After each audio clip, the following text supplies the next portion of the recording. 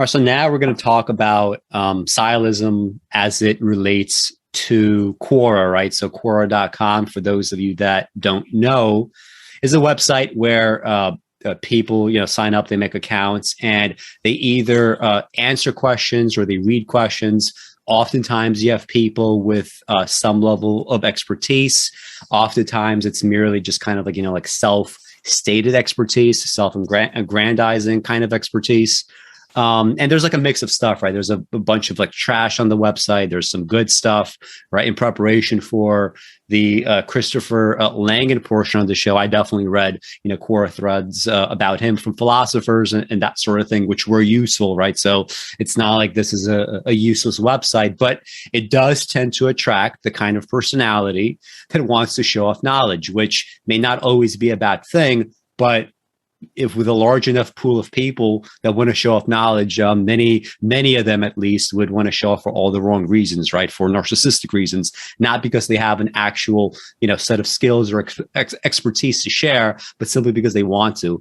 But Dan Spence, I mentioned earlier how I was arguing about Will Chamberlain. I've done that on some YouTube threads and also on Quora, so it's not all just highfalutin thinking stuff. It's It's like all kinds of stuff. Yeah, I mean, it may, whatever you want to share about that side. Like, I don't really spend that much time on it, but you sometimes argue with people, answer questions. So maybe how'd you come across these two that we're going to talk about, or whatever else? Well, I found Quora actually about 2 or 3 years ago, 2.5 years ago.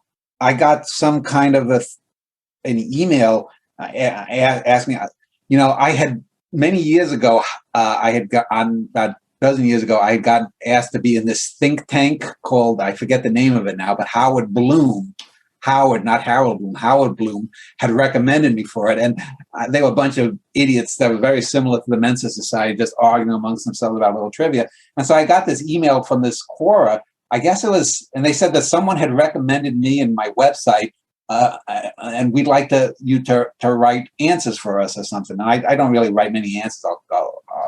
And the only reason I stick around Quora is I like the cat videos, and I've got some of my cat posts and animal posts and watch that there. But that's how I got. I was solicited by, I guess, someone who must have known of me. I know there are some people that have been on my e-list. There's one guy whose name I blank out on now, who I know is on Quora. Maybe he recommended to someone to send me an invite or something. Not that you have to be invited, but I mean, I had known barely of it. And the first couple of weeks I was looking on this, I'm like, everything is comic books. And so I learned how to delete that or sort that out so that I wasn't getting all this comic book about, Superman ABC is better than Superman Prime because he can, his dick can detach and fly faster than the speed of light or something, and it's like that. So that there's that kind of level. But regarding Sciolism, there's a lot of it. And it's not just the Will Chamberlain kind of thing where I can point out someone who did an independent study about this aspect of basketball shows that LeBron James is more clutch than Michael Jordan and that Will Chamberlain dominated Bill Russell or whatnot. And anyway, so there were these two females, one who's definitely a female and one who is an anonymous person who masks, I think, as a female or may be a female or whatnot. And they are, I think, prototypical of what I call a benign Sciolist and a malign Sciolist. In the two big names that we've spent most of this show about, I would say Peterson is definitely the more malign one, whereas Langan, despite his pretensions and fascistic leanings, is benign because I don't think anyone really takes him seriously, whereas Jordan is taken seriously. So that's there. But so last year I interviewed, and you also interviewed Eva Schubert, and I came across a woman named Eva Glasrud on Quora, and she's a young woman who was a college basketball and volleyball star, I believe, and I definitely volleyball. She may be basketball as well. And I came across her threads talking about trans issues. She's not as rabid or unskilled in talking about it as J.K. Rowling, but that's where I first came upon her. And this is where I also got the idea. I said, she's very similar to Eva Schubert in that they're both adventurers. They like to go on these hikes and stuff. Eva Glasrud has had several photos of her climbing a dangerous peak in Patagonia kind of thing. So I said to myself, that's very interesting. I wonder if she's very much like Eva Schubert in other ways. So I tried to contact her to see if she would talk about not only any connection to Eva's, but it also gave me the ideas. I interviewed a young girl named Eva Bounds, and I'm trying to get some other Evas to interview just to sort of have an interesting kind of spectrum of people who share a name, a relatively benign trait, and is there anything in common? But anyway, so I saw this thread where Eva Glasrud was arguing about trans people and stuff, and she was then later arguing about race. And I didn't really get into an argument with her the way in any nasty way, but I started to see a lot of what I call this benign kind of sciolism, where she would, in one thread that I showed you, she talks about a meta study about what was it? Meta study about brain size. I forget what. But there's no such thing as a female brain. Basically, once you adjust for brain size. Yeah, and she uses control for size. The term she liked to use was control for size. And she was arguing with this other fellow, or again, I presume it's male because he doesn't have photos like she does to prove she's female. But she was arguing with him, and I was like, do you want me to do a screen share now, or do you want to? If you want, if you want to share that one. Okay. And I say, well, what you really, she didn't understand that a meta study is not any better, and in fact can be worse sometimes than a single study. If you go down there to where her comments would let's just for people that are going to be on the audio podcast, I should have made that comment, but anyway, we also have an audio podcast where some people will be listening to that. So let's just read the statement, right? So Eva Glasrud, she defines herself here as extreme moderate and blogger at thehappytalent.com. And the question is, are TERFs actually right? For those of you that are not online, TERF means transsexual, exclusionary, radical feminists, right? So there is some subsection of feminism, right, which are kind of called like gender critical feminists that either reject transsexuality as a concept outright. Some of them believe that, this is kind of like an encroachment on women's rights. And there's just like a mixture of beliefs. Some of them are benign. Some of them are actually like truly bigoted. Like I've seen threads, on the old subreddit that was banned, where, a bunch of, women basically were getting together saying that they would never offer, housing to trans people because they don't deserve it, essentially. So there's like a whole mix of things. So the question is, are TERFs actually right? And Eva writes, if by TERFs you mean gender critical feminists, then yes, they are actually right. Femaleness is not a social construct. Femaleness is a biological reality. I absolutely agree with that, right? So far, there's no issue there. Women's oppression is sex-based, not identity-based, of course. That is why women's rights and protections need to be sex-based, not identity-based. Again, this is true. Moreover, feminists actually have science on their side, whereas trans activists just have woo-woo. One particularly amusing claim by TRAs is that there is such a thing as a, quote, female brain. A comprehensive metasynthesis of decades of neuroscience research debunked this. Almost all differences between male and female brains disappear when you control for size. I'm not sure if you want to jump in. Just so if you click on that link and then Google it, there are a number of issues with that people have been very critical of this meta study. And my point wasn't to argue. I agree with probably 95% of what this Eva Glasrud says about trans issues. But she got into an argument with another fellow on there where they were going back and forth, and both of them were making points that the fellow points to a study, a singular study, I think from the Yeah, I have it here. Let's we can read it. So this guy Doug Hensley. Again, we're assuming he's male. Yeah. So Doug Hensley. So responding to this, I didn't read her entire post, but for the purposes of this video, I read sufficiently. So it is scientifically wrong to say that controlling for brain size makes it hard to guess better than random which sex the brain belonged to. There are statistical differences that allow scientists to guess a lot better than random given an individual brain. And to be sure which is which, given a large batch of brains, one batch all female and one batch all male. Scientific American even had an article about all this a while back. The main drift of it was that the differences were not sufficient to say of a given brain which sex it belonged to, but being a periodical with a reputation to defend, it didn't go ahead to assert that there weren't even statistical differences. And there is a link here to, I guess, that article. So, yeah. And it should be said, if you Google both her meta study and the link that he makes to his one singular study, one of the things that struck me is they're not really saying things that are that different. And if you go down to my comment to both of them, they go back and forth 5 or 6 times arguing the Hensley character and the Glasrud, Eva Glasrud. If you go down, if you scroll down a little bit, because and so I come in several points here. I basically try to, said, one, a meta study is not anything different nor more reliable than a study. It's a type of study and no more or less reliable than any other study. Say that it can be wrong in 2 ways. A single study can't be wrong. It can favor well-conducted studies within its bounds more than better-conducted studies, and it can contain all well-conducted studies, yet itself be ill-conducted. And I didn't say that. And then I go, both your and Eva's studies are not opposing, and in fact could be congruent, i.e. you could both be right.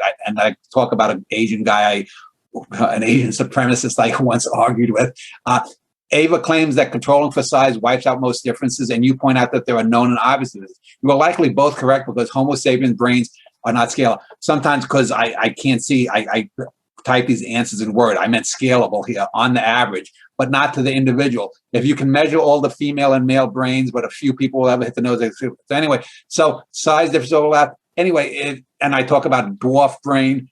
The point isn't necessarily about the brain, but that this Eva was using a term like control for size that she doesn't seem to really understand, and she doesn't understand a basic thing, that a meta-analysis is just a type of analysis, or a meta-study is a type of study. It's not something that because we took 87 studies and then averaged out what they said is correct. So she's taking things, and this was the latest thing. She uses the term control for size in probably a dozen threads that I've seen, and she probably has more because I'm not looking at all of her threads. So she is using basic terminology in a wrong way and doing it over and over again. And then there are what I would consider a bit more poorly thought out threads, where the one where that I showed you or sent you about the argument about black kids and the talk. If you have a comment, go ahead. Yeah. Let's just stick to this for a second. So, when Doug Hensley comes in and he gives this objection, her response is basically, yes, hence the finding that almost all of the so-called sex differences disappear when you control for size.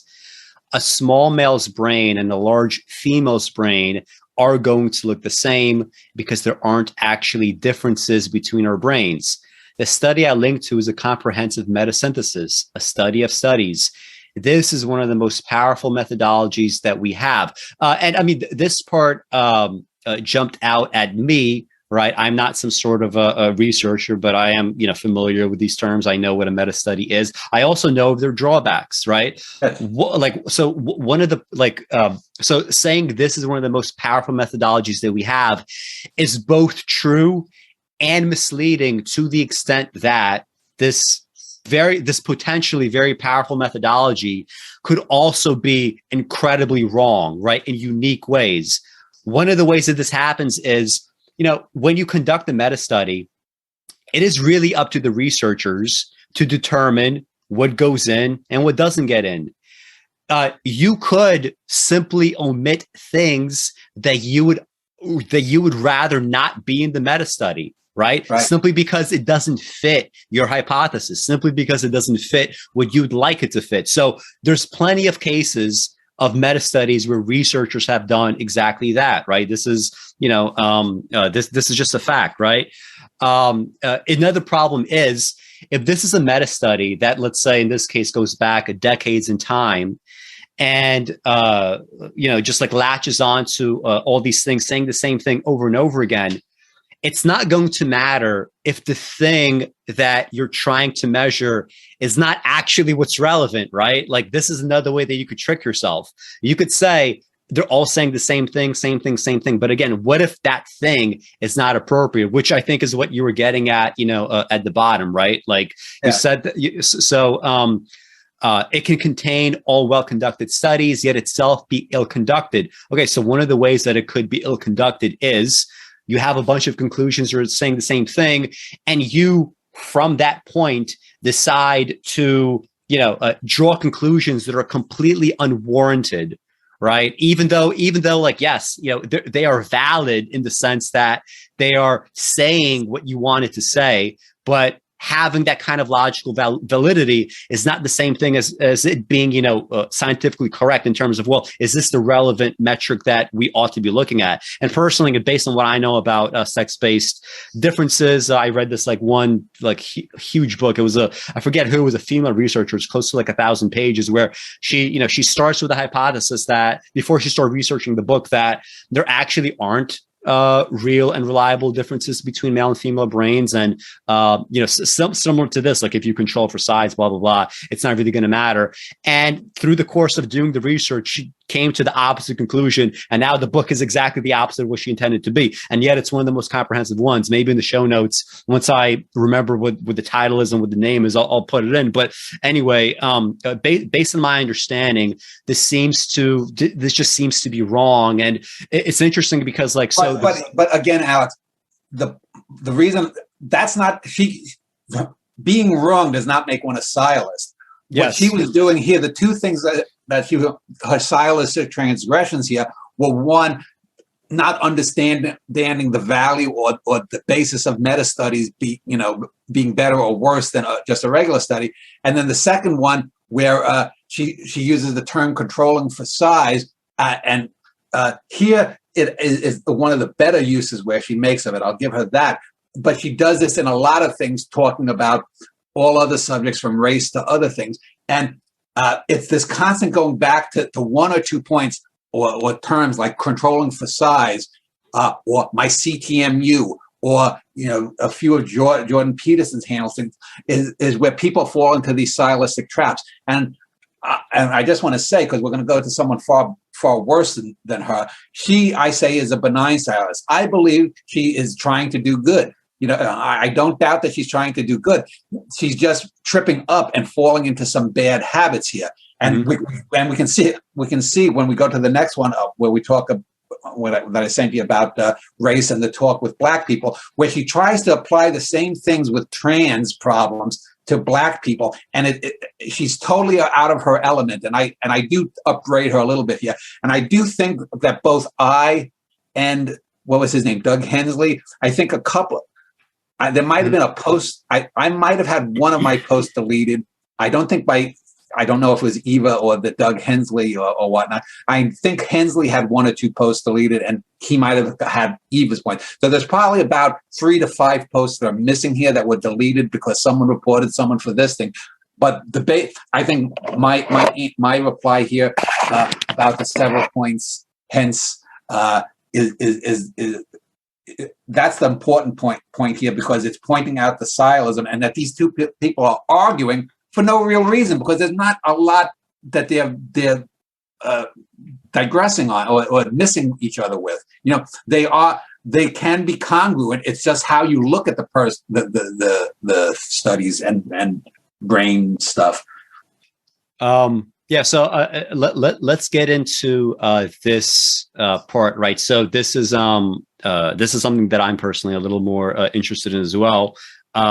So Eva is now she's answering another question about TERFs and transphobes. So like the question is, how do you stay confident in a society full of transphobes / TERFs, right? And her answer is as follows. The problem isn't that people hate you. They don't. No one cares about your gender identity except you. The problem is that, well, I'm not sure if that's totally true, right? There's plenty of people that would care, right? Like there's plenty of like forum threads about the degenerate transsexuals, right? A lot of people moralize, both liberals and conservatives, they moralize all the time about personal like sexual choices. So the problem is that you've got some kind of persecution complex. Also true. You think everyone hates you when in reality, no one really notices what you're wearing or doing. You think everyone hates you when if they hate something, it's specific behaviors like invading women's female-only spaces or erasing and excluding women from their own sports. So I mean, I sort of agree with this. I'm sure you agree with this and I as agree well. with some things like when the first thread that she had on trans, I was talking about trans women in women's sports, and I agreed 100% with Eva Glasrud that it's ridiculous because, you know, I said someone could get killed with their boxing, and she said that there was actually something a few years ago where a female boxer almost got killed by a trans boxer. Yeah. And I mean, you mentioned before, like it's going to take a fatality to change things. Yeah. Personally, I'm not so sure if even a fatality would quickly change anything. I think eventually, like if you get enough of a body count, you will, but people are going to start denying the obvious for a pretty long time, right? I think we're already seeing some of that now. And also, like, you know, to the extent that like even if you want to make the argument that it's perfectly valid for, you know, trans women to share bathrooms with other, you know, like kind of, you know, born biological women or whatever, like, you know, for a fact that America is a big fucking place, and there's plenty of people that if you just approach them with that idea overnight, they're not going to get on board. They're going to need tons of coaxing. A lot of time is going to pass, and to force that upon people that, you know, are just like, imagine like a hick town somewhere, right? With like, you know, some, you know, like mostly white girls and white boys. And suddenly, you know, there's like a trans woman that wants to like shower with the girls. Like tons of parents are going to have issues. And I don't think that's surprising, right? So this is, you know, like if this has any kind of resolution, it's not going to be anytime soon. But I think this is what people mean when they say there's a lot of, there's a lot of backlash against trans activists, right? Because, you know, it's kind of like you're expecting these changes to happen when, first of all, we haven't even had a proper conversation about, you know, it seems very relevant things like, should you be, you know, fighting a biological woman if you had, you know, an entire life's worth of male skeletal structure, right? It's not so easy to just say, yes, go ahead, right? So anyway, this she gets into this part. You have to learn not to take things personally. A lot of people aren't going to want to date you because a lot of people are opposite same sex attracted, not opposite same gender attracted, meaning they're not going to find you attractive. This doesn't mean they're going to hate you. It just means they're exercising the right not to date you. So I'm not sure if you're aware of this, Dan, but there is actually, it's still kind of under wraps, but I think this is going to become more and more mainstream in the next few years. There's this kind of like sub-movement among, you know, the kind of the gay population more broadly, where lesbians feel very much under attack by the presence of male to female transsexuals, especially when there's oftentimes an expectation that lesbian women that want absolutely nothing to do with penis, that want absolutely nothing to do with, like, you know, anyone that even, like, I guess somewhat resembles a man, sometimes they're under pressure to date and even have sex with transsexuals. Sometimes they go through surgery, sometimes not. But the point is, like, it is kind of crazy that this is occurring, right? Like, I feel like lesbians and gay men have spent a long time trying to acquire a set of, you know, inviolable rights. And now there's this like expectation of, you know, kind of like going back, right? Like, I wouldn't be surprised if there's going to be some kind of fracture in the next few years, right? I've seen enough threads and enough lesbians. Well, you know, to the extent that we could say that lesbians on the internet are in fact lesbians and not under some other identity. I think I saw a column in the San Francisco, I think it's the San Francisco Examiner from 3 or 4 months ago, which was talking about the death of lesbian bars, because a lot of lesbians are being pressured. They're being told by a lot of psychiatrists that they're really trans men and not lesbians. And there's a lot of the tension between lesbians and trans men because of that very thing. Like you said, that there are lesbians, and there was an article talking how something like 98% of lesbian bars on the West Coast have closed down in the last 15, 20 years because lesbians are being told they're not really lesbians, they're trans men and should transition. So I'm well aware of that. Yeah, and I mean, some of those things might, very well be like exaggerations. But the point is, like, you can understand very, very simply why tons of lesbians, like in the world, don't want to have anything to do with, any being with a penis. Like, that's just not, it shouldn't surprise anyone is basically what I'm saying. But basically, so she gets into this, right? So, so after saying a bunch of stuff that you and I both agree with, there's this part, right, where she starts like wading into territory that I don't really think she knows much about. So it's probably not even your fault if you feel this way. A lot of progressive activists want marginalized people like trans children and Black children to feel like they're growing up in a war zone and they're in danger of being murdered just for existing every time they leave the house. You're not in danger. No one hates you. Okay, so basically, this is where you and I start taking issue, especially by bringing like Black kids into this, right? So let's just go down to my your answer, right? So here I am. So if you So and Dan, I know that you've already written this, but if you read it, just read it slowly because some people are not watching the video. So so I said, Black people and Native Americans would be dumb as shit to not talk to the kids about the way a large percentage of whites, especially those in uniform, hump them like baby seals simply for existing. Great Facebook channel that documents the way cops harass citizens, especially Blacks. And then I linked to this these First Amendment auditors, and most of probably 60% of the cases that are on dash cams involve Black or minority people. And then she says, I disagree. It's good for all parents to talk to the kids about how to talk to different kinds of strangers and authority figures. However, I think the reason a lot of kids end up getting hurt or arrested is because they've been trained to be so terrified because they think they are literally about to be murdered that they go into fight or flight and start acting crazy. Best case, the cop sees their behavior suspicious. Worst case, the kid starts fighting for what they think is their life, forcing the cops to respond in a way that protects themselves and the public. So then I wrote back, Eva, Black kids are not trained to be terrified. They are terrified by the actions of racists and cops who literally can break down their doors and shoot a Black person because they are Black, then get away with it. It would be irresponsible to not have the talk with their children. And even then, in this racist BS society, they still have a higher chance to get killed by mere virtue of their skin than a young, attractive, pale-skinned woman as yourself. If you are pulled over by a cop, all you have to do is smile and flirt a little, and you'll be on your way. Darken your skin, and well, again, look at that Facebook channel I linked to. Then she writes back, if you want me to read the whole thing here, there's 2 or 3 more things here. Eva says, Ava, however she pronounces it, they are, so are women, so are trans kids, meaning they are being taught to be terrified. The amount that they are told to be afraid just does not square with reality, and it often backfires. And I think there was someone, one of her fans or her had linked somewhere in another post to the dubious statistic that more whites are killed by cops than Blacks in any given year. It doesn't take into account the percentage, and it doesn't take into account that most of the people who are white who are killed have to do something so outrageous to be even shot at, whereas Blacks are shot simply for being Black. But anyway, their irrational fear makes them miss out on opportunities. It makes them go into fight or flight during a routine traffic stop. It makes them go literally catatonic with fear when a man tries to kiss them. Obviously, not every cop is perfect. Obviously, there are people who don't like trans people. Obviously, there are many rapists, but the amount of fear we tell people to have is not proportional to actual risk. It is not good to make children feel like they're growing up in a war zone. It is psychologically damaging, puts them in an increased risk of getting hurt.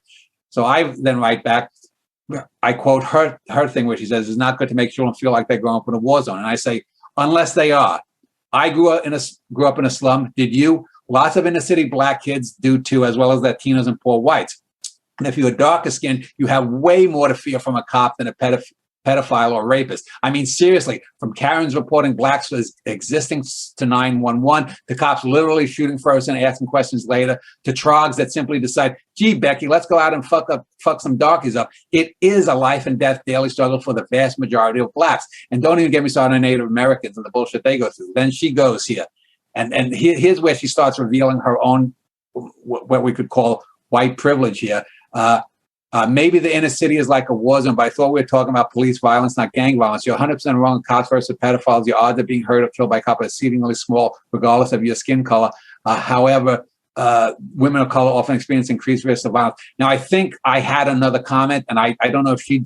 I think I had a comment here, like talked about her white privilege and whatnot, and it was removed for being for my supposedly slandering a group, meaning white people or something. But clearly, you can see how out of touch with reality she is right here. So in the first instance, she's just technically making a few mistakes, and not when we're talking about the mind and the meta study and stuff.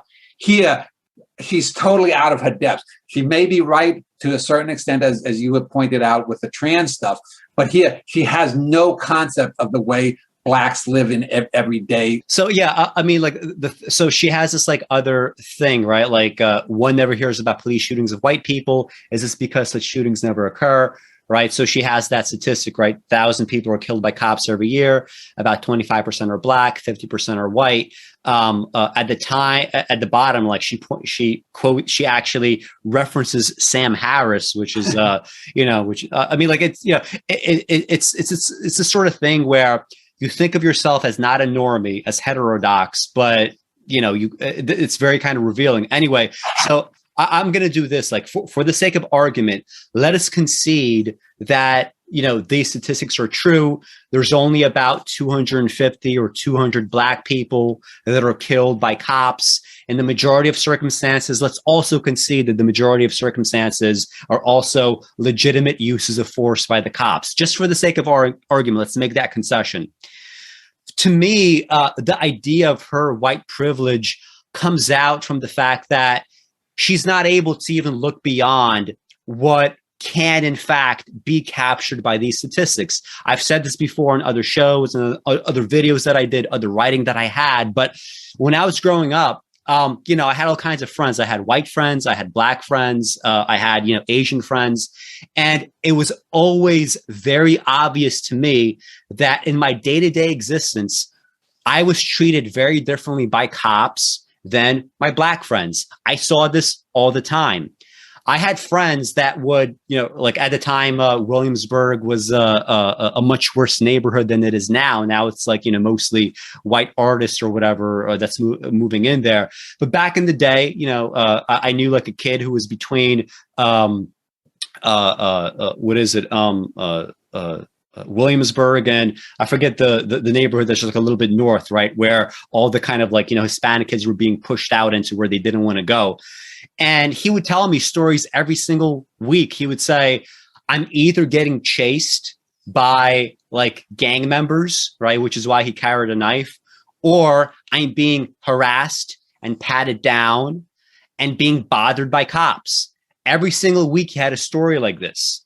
I have never been harassed by a cop even once in my life. You, Dan, have, but you also grew up in a very different time, right? Like policing was objectively different in the 60s, 70s, and 80s than it is now. I think those things have improved over time. But then I look at some of my black friends. I knew one kid who was on the train and a cop, as the doors were closing, decided to punch him through the door into the face. And as a response, what did he do? He spat at the cop. And what was the result? Nothing happened to the cop, but he spent like 2 or 3 months in Rikers Island. That's the reality. There's a case study that was done a few years ago on New York City cops that were off duty. These were all black cops. It was a case study, granted, with only 25 people, but still, like, there is some level of reality here. 25 off-duty officers, all of them are black. And they were asked the following: go through your day-to-day life as an off-duty officer for a year and answer the following questions. 5 out of 25 of these off-duty officers They were ostensibly doing nothing illegal. They were not doing anything to rise to the occasion of being confronted by cops. 5 out of 25 reported that they had guns pulled on them by other cops, right? Again, these were people that were not doing anything that would cause this kind of escalation. But literally 25% of them over the course of 1 year were in a near-death situation. Now, I wonder, how many lifetimes would Eva Glasrud have to live through for a cop to pull a gun on her even once? Not to mention, not to mention over the course of a single year. Okay. So that means as an average, if one of these cops lives for 4 years, he's going to be sure to have an altercation where a cop pulls a gun on him after 4 years, statistically speaking. That is an insane statistic. Okay. And, it's kind of odd because we have all these kids that, it's true that it's true that if you're a black kid in America, you have to be exceedingly unlucky to be murdered by a cop. I agree with that premise 100%. But you would also have to be exceedingly lucky to not, on a very much routine basis, be stopped and harassed, be patted down, be cursed at, be, told all kinds of slurs.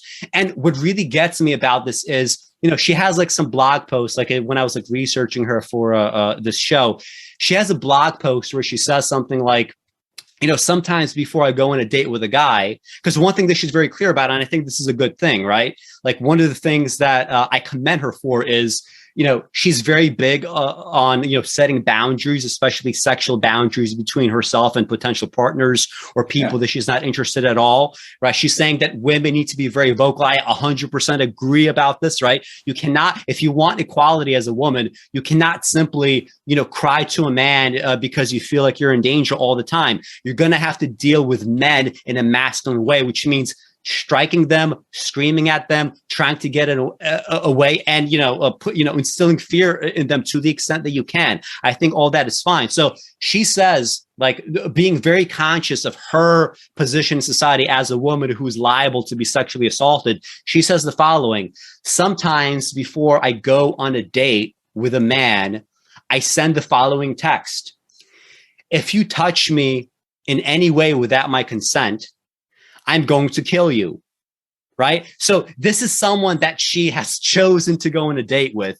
So let's not even like assess whether or not it's a good idea to like prejudge like a random man that you've chosen to go on a date with in this way and kind of like test him in this way. Let's put aside that for a moment. Let's concede that it's perfectly valid and that she is entitled to send this kind of text to protect herself, right? What then is a young black boy entitled to do in the face of a cop? Is he allowed at a minimum to walk around in some kind of fear, or at least be wary, or at least be suspicious? Because it seems like she's saying, no, that's not appropriate. And this, thing about like, this city is like a war zone. I'm surprised that I even have to say that. Keep it there. I want to show you something. Yeah, like I'm surprised that I even have to say this, but yeah, the inner city is a war zone. I'm not sure if people are aware of the statistics, but if you go to specific cities in the United States, the homicide rate is as bad as the murder rate in like Colombia or Belize or Kingston, Jamaica, or Cape Town, South Africa, right? Or Caracas, Venezuela. Some of these places are developing nations, and and with much wider inequality. And because they're dealing with the same issue, meaning the state has no penetration in some of these neighborhoods, we have that kind of murder rate. Cops that go into these neighborhoods, they are very jumpy. They are very scared. They know that they could be killed. They know they're resentful of the fact that, instead of doing some sort of like easy shit, like spending the morning at a park somewhere, which I often see cops doing, like in some of the parks that I walk in, just spending fucking hours in a car, just kind of like watching. They have to go into these neighborhoods and actually do some serious work. They're going to be resentful. I'm not surprised that cops behave in this kind of way. But again, if she believes that she's entitled to tell a random man, do not touch me or I'm going to kill you, before he's even done anything wrong at all, what is a Black boy entitled to think or say or do in the face of week after week after week, like clockwork harassment from these people that he's told to respect, to look up to? She's essentially saying, don't resist, give into it, go with the flow, you'll be okay. Right. So she's very, very conscious about her boundaries. She's very conscious about her vulnerabilities as a woman, but she's not willing to extend the same point of view and the same empathy to someone else. Probably because, I mean, honestly, like, are most people even aware of the stories that I just shared? Like, do most people know that the average Black person in New York City literally every single week has an altercation with a cop? Like, do people like even know this? I think the answer is no. This is where I called her on the sex thing, that the numbers of sexual assaults pale compared to the number of racial slights from corporations, from cops, from people in authority. And if you don't think that, you're not living in the real world. But she even has a thread where she talks about it, where she shows her gun and she knows how to use it. Yeah, so, with the boars. Yeah, where she shot the boars. Yeah. Right. And so she has that. But the thing, the point I want to make is in that final thing where she talks about maybe the inner city is like a war. When I replied to her, she is again falling into that trope about gang violence that is Black on Black crime. That's the biggest deal. Whereas Black on Black crime, it certainly exists, but it's made far worse by the way cops are policing it. And then when the other one you pointed to about the 250,000 or 250 Blacks killed versus 500 out of 1,000. This is a bit of sciolism that's so obvious because Blacks make up now, I think, just slightly over 10.2% of the population. I think it's like 12.5 or something. No, I think in the last census it actually went down. Now Latinos went up by about 2%. Blacks maybe. Regardless, whites, ethnic whites or general whites are still something like 56 to 58. Maybe it's just under 60%. So there's about a 5 to 6 times different correlation. But even by using her statistics, there's only 2 times as many whites that are shot. So that means there's a 2.5 to 3 times greater percent of Black being killed by her own statistics that she doesn't take into account. Not to mention that you can see literally videos where a Black person does nothing and they're harassed or shot. And you can see of course, where white people come out with literally a guy came out with one of those samurai blades, and the cops just backed off and gave him space for 20 minutes. So even if those 500 white people are being killed, I will tell you, and I've seen it as a child, that those people had to do something that would have got a Black killed within 2 seconds if he pulled out a samurai sword, rather than 20 minutes of dealing with some asshole. Yeah, this is true. I think, though, the objection that is often made to what you just said is the highlighted report that I have. So in looking at these statistics, they would say if you have 13% of the population responsible for 50% of the murders, and in some cities committing 2/3 of all violent crime, what percent of police attention should it attract? I don't know, but I'm pretty sure it's not just 13%. Okay, and here's the thing. Even if we were to concede that, and I do concede it, there's a couple of questions. First of all, why is it that in Black neighborhoods, this is where all these murders are occurring? Don't you think there is something going on structurally for that to, in fact, be the case? And the second question is this. Even if you were to concede all of this, and then you also concede the structural element of all this, putting these kinds of, like, I think the irresponsible thing that Eva is doing here in this thread is she's just kind of like throwing out these statistics without any further elucidation. Right. The proper context is as follows. If you have structural reasons why people are put in situations where again and again, they are the ones that have to be committing these murders, what about the fact that if you start flooding, police in these areas, yes, it's true that policing is important in such places to reduce the crime rate. But the fact is, policing as a whole, it is a de facto regressive tax. this kind of policing does not have to occur in Denmark. It does not have to occur in many places in Poland. It does not have to occur in Norway. Those people do not have to pay a regressive tax. And yet you have neighborhoods that have been forced to become the way that they've become.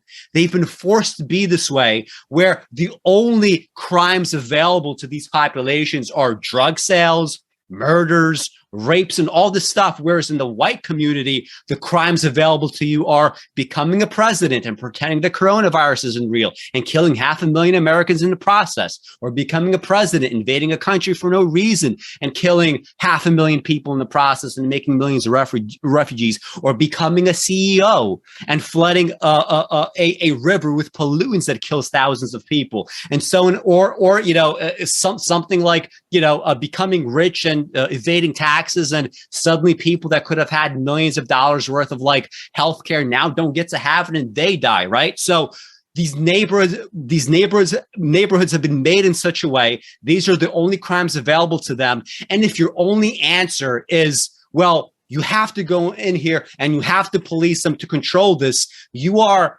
creating a regressive tax without considering at all what this means for the people there. Even if the population wants policing, I'm not even denying that. Of course, if I were to live in a terrible neighborhood with tons of murders, I would want there to be some kind of police presence so I would feel a bit safer. But I would know from the very beginning that even if I were to have that policing conversation, it needs to be in the context of what are you doing immediately so that this is not felt like an unfair, regressive tax upon people who live in neighborhoods that have been forced to become this way. And this is never, ever part of the conversation. Yeah. The whole defund the police movement was never about taking money and getting rid of police forces totally. There would always have to be some kind of constabulary. It was about directing funds more productively into the areas that they need that within the system and also in the community. But let's not get off on that so much. The point is, this second example is where Eva Glasrud has gone. She went just a little bit into Sciolism in that first that here she's totally out of her depths, and there are things she's definitely wrong. But I still say she's a benign Sciolist because I think she honestly has good intentions. And I think, now if you want to get onto the malign narcissist, I was going to say narcissist Sciolist, there's another so-called woman on here who's far worse. So I don't know if you want to... Yeah, I'll be just a few more comments. Like, like in preparation for this stuff, I read some of her blog posts. Like, she definitely is better in terms of a writer, and she has better ideas. And like, if you pull up like any like old like generic blogs, right, it's probably better than like 95% of the time. Is this what she writes on Quora, or does she have her own blog? I don't know. No, yeah, she does have her own. The Happy Talent or whatever it's called. Yeah, like yeah. Okay. Yeah. Just briefly, like Yeah. Okay. So it's like stuff like this, and she does have some like interesting stuff here, but again, like it's very easy, like with if you're a smart woman as she is, it's very easy to like think that things that like honestly, like unless you're able to. And this gets overstated, right? When people say like, oh, it's all like, like different perspectives, diversity, point of views, like it's oftentimes a cover for like other things, but like. If you cannot actually share the kind of stories that I've just shared, if you're not privy to the kind of day-to-day existence that I've just explained, because I've seen it all the fucking time, just being almost my entire life in New York City and being in all kinds of neighborhoods and, still now like living in a predominantly Black neighborhood. If you're not privy to that, I don't really understand, like, what is it within you that it makes you want to like go out and comment on. It's just very weird, But again, if you're a smart person, like I often, I understand that pull, right? I often myself feel like it's not just her, right? I often myself feel like I'm pulled in 1,000 different directions. Like, oh, Alex, you're smart. Why don't you comment on this, comment on that? And I just feel like, no, I'm spreading myself too thin. I'm going to eventually say shit that's not accurate because this is not where my true understanding, where my true passion is. So let's leave that alone. So my recommendation to Eva is, either collect actual perspectives on this that tell you way more than these statistics, even if you were to concede them, right? Or just don't comment at all, because like, what's the point? Like just do what you're good at. Don't go into territory that essentially you're just, slumming it in, as it were. The thing that when you showed that photo of her, she said she's 6 feet tall, I think. I said she's a tall, athletic, attractive young white woman who's blonde, and I think she's blue-eyed. And she's always has these photos of her in action, surfing and hiking and doing this. And I thought, boy, she would be perfect in that video that we saw earlier of Jordan Peterson.